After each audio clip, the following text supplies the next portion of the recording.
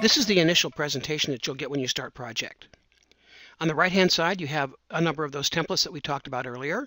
And on the left-hand side, you have a list of recent projects that you've opened. If you don't see the one that you really want yet, then go ahead and click down here where it says Open Other Projects, and we can go to a list. We can actually search our own computer or our own flash drive or whatever you want to do.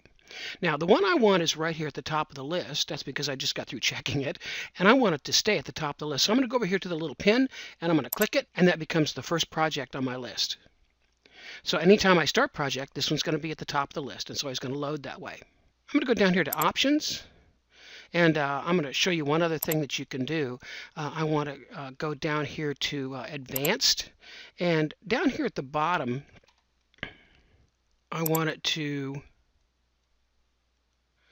do a couple of things. First of all, under Display, I want it to quickly access the last number, the last 4 in this case, recent projects, and you'll see why in just a minute. And then I'm going to go back up to the top, and because I'm going to be mainly working with just one, I'm going to open the last file at startup. So those 2 options are going to be in place, so I'm going to click OK. And then I'll close project out. The next time I start project, it comes up with my presentation. So I'm going to go ahead and go back to File, and we're going to run down the different options here.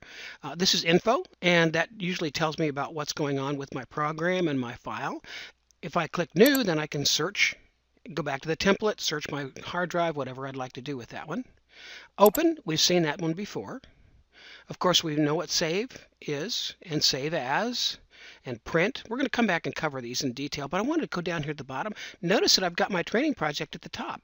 That's because that was one of the options that I picked in the advanced selection.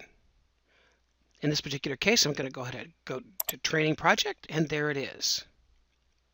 So that's how to get started with a project that you've already got built or with a template that you've already got selected.